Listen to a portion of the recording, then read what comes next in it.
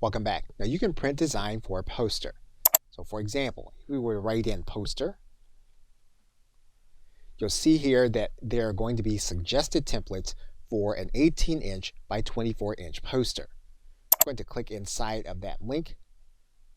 That's going to bring us to our templates that are event posters. We can choose one of these posters and then edit it. So once we've done that, then what we can do is we can come to our link where it says print posters. And then of course we can choose our posters and choose the size.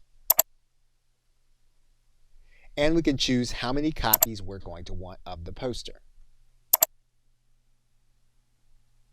Once we've chosen our shipping option, we can then click Continue. Canva will give us some editing options. We'll then click Continue.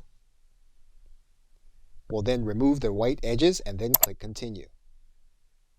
We want to make sure that nothing is spilling over into the danger zone. We'll then click Continue. We'll then get a PDF proof for us to look at through our browser.